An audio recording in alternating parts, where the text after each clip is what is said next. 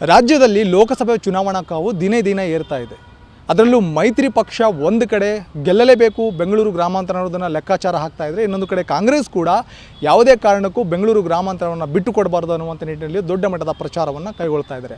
ಇದರ ನಡುವೆ CP ಯೋಗೇಶ್ವರ್ ಏನಿದ್ದಾರೆ ಮಾಜಿ ಸಚಿವರು, ಅವರು ಚನ್ನಪಟ್ಟಣದಲ್ಲಿ ಭಾಳಷ್ಟು ದೊಡ್ಡ ಮಟ್ಟದ ಮಾಸ್ಟರ್ ಸ್ಟ್ರೋಕ್ ಆಟವನ್ನು ಆಡ್ತಾರೆ ಅನ್ನುವಂಥದ್ದು ಕೂಡ ಚರ್ಚೆ ನಡೀತಾ ಇದೆ. ಅದರ ಮಧ್ಯೆ ಅವರ ಮಗಳೇನಿದ್ದಾರೆ ನಿಶಾ ಯೋಗೇಶ್ವರ್ ಅವರು ಕಾಂಗ್ರೆಸ್ ಕಡೆಗೆ ವಾಲ್ತಾ ಇದ್ದಾರೆ ಅನ್ನುವಂಥದ್ದು ಚರ್ಚೆ ಶುರುವಾಗಿದೆ.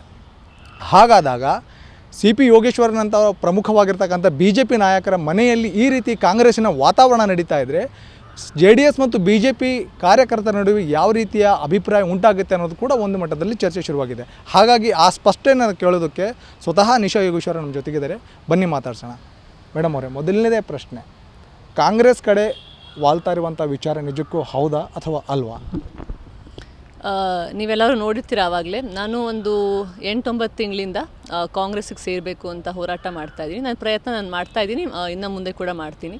ಆದರೆ ನನ್ನ ಜನದ ವಿಷಯ ಬಂದಾಗ ಚನ್ನಪಟ್ಟಣದ ಎಲ್ಲ ಜನರು ನನ್ನ ಜನರೇ, ಅದರಲ್ಲಿ ಇವರು ಅವರು ಅಂತ ಇಲ್ಲ, ಎಲ್ಲರೂ ನನ್ನವರೇ. ಯಾಕೆಂದರೆ ಅಲ್ಲೇ ನಾನು ಹುಟ್ಟಿ ಬೆಳೆದಿದ್ದು, ಅಲ್ಲೇ ಅವ್ರ ಮಧ್ಯದಲ್ಲಿ ನಾನು ಬೆಳೆದಿರೋ ಹುಡುಗಿ. ನನ್ನ ಮಗಳು ಅಂತ ನೋಡಿ ಅವರು ತುಂಬ ಚಿಕ್ಕ ವಯಸ್ಸಿನ ನಾನು ಹೋರಾಟ ಮಾಡಿದ್ದೀನಿ ಅಲ್ಲಿ. ಅದನ್ನು ನಾನು ಮುಂದೆ ಉರಿಸ್ಕೊಂಡು ಹೋಗ್ತಾ ಇದ್ದೀನಿ.